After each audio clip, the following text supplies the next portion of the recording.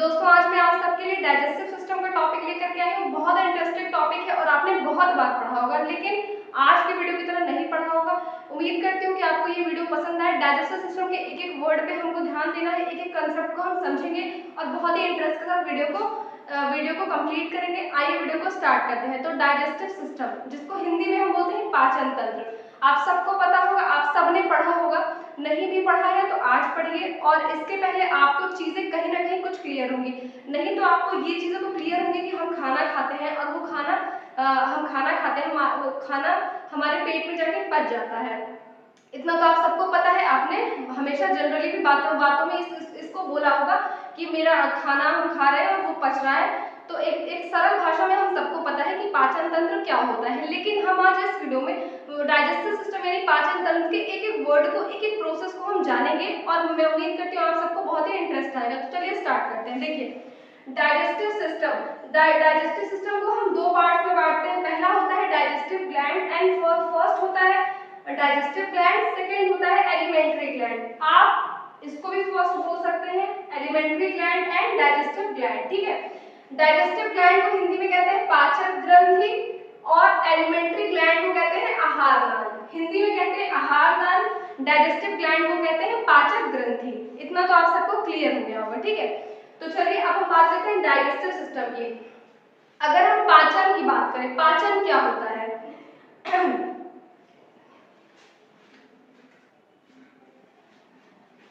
चलिए सबसे पहले हम पाचन की बात करते हैं कि पाचन क्या होता है, पाचन का क्या काम होता है।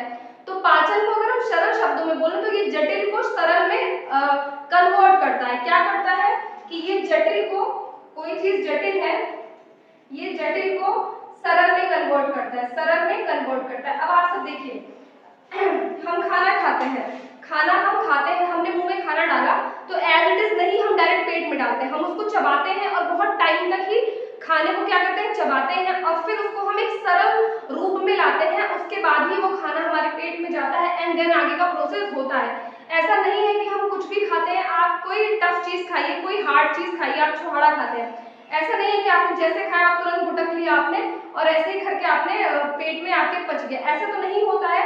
कोई भी चीज को जब हम जटिल चीज को भी खाते हैं तो वो सरल में आती है। तो पाचन का जो काम होता है बेसिकली वो यही होता है, जटिल से सरल में कन्वर्ट करना, मतलब हार्ड से सॉफ्ट में कन्वर्ट करना। दूसरा जो हमारा पाचन का जो काम होता है वो होता है कि भोजन को एनर्जी के रूप में बदल देना। मतलब जो हम भोजन खाते हैं उसी को वो ऊर्जा के रूप में कन्वर्ट कर देती है, उसी को वो ऊर्जा के रूप में कन्वर्ट करती है। आपने इस चीज को महसूस किया होगा कि जब जैसे अगर आपके बॉडी में खाना नहीं है या आपको बहुत वीकनेस फील हो रही है, आपने बहुत टाइम से कुछ खाया नहीं है, तो कुछ टाइम के बाद आपको वीकनेस फील होने लगती है। इसका जो रीजन है वो यही होता है कि जो पाचन का काम होता है, एक मिनट,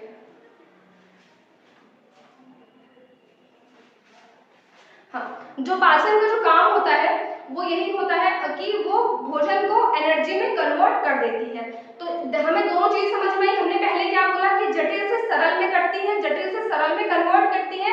दूसरी चीज हमने बोला कि पाचन का जो काम होता है वो भोजन को ऊर्जा में परिवर्तित करना होता है, ऊर्जा में कन्वर्ट करना होता है। ठीक है, तीसरी अगर हम बात करें तो ये जो पाचन की जो प्रोसेस होता है, जो डाइजेस्टिव सिस्टम का जो प्रोसेस होता है, जो ये पाचन का जो ये डाइजेस्टिव सिस्टम का जो प्रोसेस होता है वो फिजियोकेमिकल प्रोसेस होता है। अब आप बोलेंगे कि इसमें फिजियोकेमिकल ये सब क्यों आ रहा है? तो फिजिकल तो आप जानते हैं कि फिजिकली अगर कोई चीज होती है तो उसको हम हाथ से पैर से करते हैं, यानी मतलब हम उसमें ऊपरी से हमें वो चीज दिखती है, बट केमिकल जो होता है वो हमें दिखता नहीं है। तो इसे हम फिजियोकेमिकल प्रोसेस क्यों बोलते हैं पाचन को? देखिए, जब हम खाने को खा रहे हैं तो हमने अपने दांत से खाने को चबाया, तो इसमें फिजिकल हमारे एफर्ट्स लग रहे हैं, इसमें हम फिजिकली भी एफर्ट डाल रहे हैं। जब अब हम खाना को चबा रहे हैं तो फिजिकली एफर्ट तो लग रहा है, साथ साथ में हमारे मुंह के अंदर बहुत तरीके के एलिमेंट होते हैं, बहुत तरीके के हमारे एंजाइम्स होते हैं, वो सारे भी आपस में मिल रहे हैं। खाना और हमारे मुंह के अंदर जो भी चीजें हैं वो भी केमिकली रूप में, केमिकली प्रोसेस में वो भी मिल रही है। तो जाकर के फिर खाना क्या है आपका मैशअप होता है एंड देन उसके बाद खाना आपका डाइजेशन में प्रोसेस में आता है। तो इसे हमने बोला फिजियोकेमिकल प्रोसेस, है ना, फिजियोकेमिकल प्रोसेस हमने बोला। हमने तीनों बातें कर ली पाचन के बारे में, जटिल से सरल में करता है, दूसरा भोजन को ऊर्जा में परिवर्तित करता है, तीसरा उसका फिजियोकेमिकल प्रोसेस होता है। ठीक है, तो आपको पाचन का मतलब तो समझ में आ गया होगा।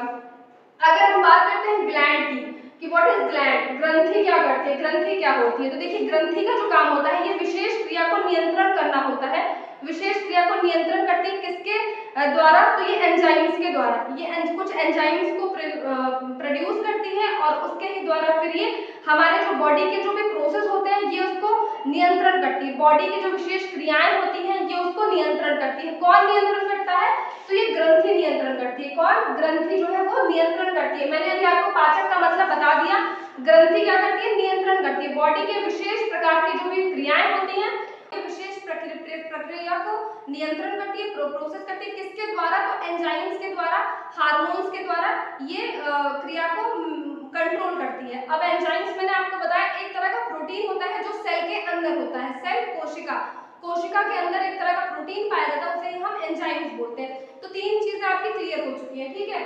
चलिए अब हम नेक्स्ट प्रोसेस पे आते हैं। देखिए मैंने आपको ये डायग्राम बनाया, ये हमारे डाइजेशन सिस्टम का डायग्राम है। डाइजेस्टिव सिस्टम को हम हिंदी में बोलते हैं पाचन तंत्र, ये उसका डायग्राम है। अब देखिए ये आपका जो सबसे ऊपरी वाला भाग है, ये वाला जो आपका भाग है, ये आपका भाग है माउथ। यहाँ से आपने खाना को खाया, माउथ मतलब मुंह में, जो ये मुंह है इसमें अंदर जो जगह होती है इसमें ही हम खाने को डालते हैं। यहाँ से आपने खाने को डाला तो ये हो गया माउथ। इसको हिंदी में आप हिंदी में कहते हैं मुख गुहा।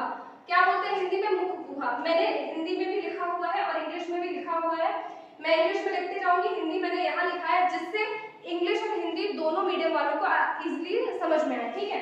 तो हमने क्या बोला कि खाना यहाँ पे डाला हमने, माउथ हमारा है, जैसे हमने हिंदी में क्या बोला है, मुख गुहा। अब जब हमने खाना इसके अंदर डाला तो ये डायरेक्ट तो नहीं ऐसे कि पेट में चला जाएगा, ऐसा तो नहीं, ये एक कुछ ना कुछ ये अंदर से हमें महसूस होता है कि खाना हमारे अंदर जा रहा है।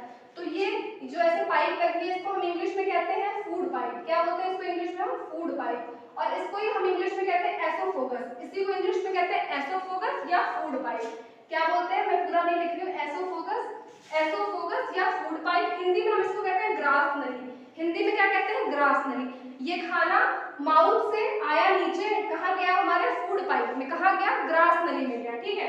देन उसके बाद हमारा, अब ये जो आपको गोल सा दिख रहा है मोटा सा, ये हमारा पेट होता है, इसको हम बोलते हैं स्टोमच, इसको इंग्लिश में हम बोलते हैं स्टमच, हिंदी में हम इसको क्या बोलते हैं, अमाशय।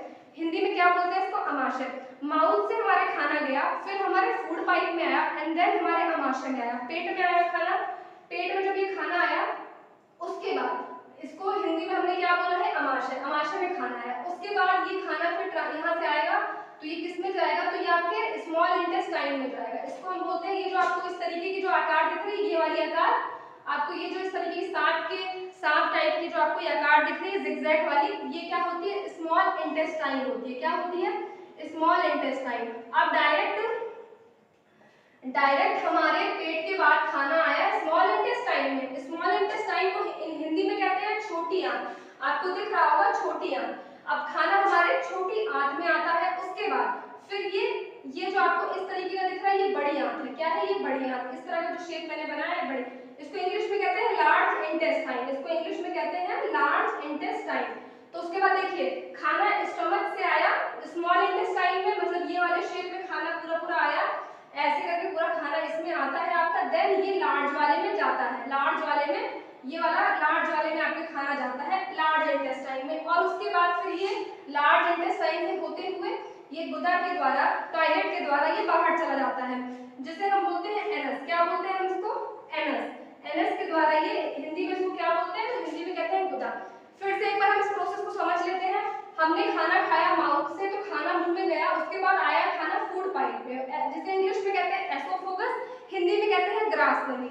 उसके बाद खाना आया स्टमच में, ये जो आपका एरिया दिख रहा है ये स्टमच वाला एरिया है, स्टमच में खाना आया, हिंदी में कहते हैं अमाशय, इसमें खाना आता है। एंड देन उसके बाद फिर ये वाला जो है इसमें स्मॉल इंटेस्टाइन में जाता है। एंड देन उसके बाद ये लार्ज इंटेस्टाइन में जाने के बाद गुदा के बाद ये खाना टॉयलेट के द्वारा, टॉयलेट के जरिए बाहर चला जाता है, जिसे हम कहते हैं गुदा, को हिंदी में इंग्लिश में कहते हैं एनस। तो ये मेरे हिसाब से आपको जो प्रोसेस मैंने बताया ये आपको समझ में आ गया होगा, ठीक है। अब देखिए मैंने आपको क्या बोला था, ग्रंथि के बारे में बताया था कि ग्लैंड क्या करती है। तो ग्लैंड एक तरह का केमिकल हार्मोन सिक्रीट करती है, मतलब प्रोवाइड करती है खाने को पचाने में और भी चीजों में। तो आइए उसके बारे में हम पढ़ते हैं। तो हमने बताया था आपको, अब ये देखिए लार ग्रंथि। तो ये लार जो ग्रंथि होती है जिसे हम इंग्लिश में कहते हैं स्लेवरी ग्लैंड, इंग्लिश में हैं स्लेवरी ग्लैंड, हिंदी में कहते हैं लाल ग्रंथि। आप एक बार देख लीजिएगा, ये लाल ग्रंथि तो हमारे मुंह में ही बनती है, ये लाल ग्रंथि जो है ये हमारे मुंह में ही बन जाती है। मैं यहाँ पे लिख देती हूँ, ठीक है। लाल ग्रंथि कहाँ बनती है? मुंह में बनती है। इसको इंग्लिश में कहते हैं स्लेवरी ग्लैंड, ठीक है। सेकेंड, जठर ग्रंथि। अब जठर ग्रंथि कहाँ बनती है? तो जठर ग्रंथि हमारे आपके यहाँ पेट में बनती है, पेट में आपके यहाँ पे जठर ग्रंथि बनती है, ठीक है, मतलब ग्लैंड। इसको जठर ग्रंथि को एक बार आप इंग्लिश में देख लीजिएगा क्या बोलते हैं, जठर ग्रंथि। उसके बाद ये वाला जो आपको दिख रहा है, ये वाला जो आपको यहाँ से यहाँ पे ये गया है, ये आपका लीवर है। क्या है? आपका लीवर। और ये जो दिख रहा है आपको, ये पित्ताशय है। क्या है ये? तो ये पित्ताशय है। पित्ताशय को इंग्लिश में क्या बोलते हैं? तो गॉल ब्लैडर कहते हैं, ठीक है, पित्ताशय को। तो लीवर और पित्ताशय है। उसके बाद आपका अग्नाशय आता है, जिसे हम कहते हैं पेनक्रियास। पेनक्रियास साफ दिख रहा है आपको, ये बनाया मैंने गोल सा, ये क्या है आपका? ये पेनक्रियास है, ठीक है। तो यही जो है, यही एंजाइम्स प्रोवाइड कराते हैं हमें, ये पेनक्रियास है। एंड देन स्मॉल इंटेस्टाइन में आपका आंत ग्रंथि आती है। स्मॉल इंटेस्टाइन में आपका आंत ग्रंथि आती है, जो कि हमारे खाने को पचाने में बहुत ज्यादा मदद करती है। इसके ऊपर नीचे होने से हमें तमाम तरह की बीमारियां होती हैं। तो यही प्रोसेस होता है आपके खाने से लेकर के, खाने को पचाने से लेकर खाने को बाहर निकालने तक का। यही आपका मैंने सारा इंग्लिश में लिखवाया है, यहाँ पे मैंने आपके ग्लैंड्स बताए हैं। तो इसके बाद ये तो मेरे हिसाब से आपको डाइजेस्टिव सिस्टम का ये वाला पार्ट बहुत अच्छे समझ में आ गया होगा। लेकिन इस पार्ट में शायद आप सबको मेरे हिसाब से कुछ कंफ्यूजन हो रही होगी, क्योंकि एक ही बोर्ड में बनाने में चीजें प्रॉब्लम होती है। तो मैं सोच रही हूँ कि इतनी चीजें भी अगर आपको ये वाली और ये वाली भी समझ में आ गई है तो बहुत है। ग्लैंड के लिए हम दूसरा साइंस का वीडियो बना लेंगे, तो आपको ग्लैंड बहुत अच्छे से समझ में आ जाएगा।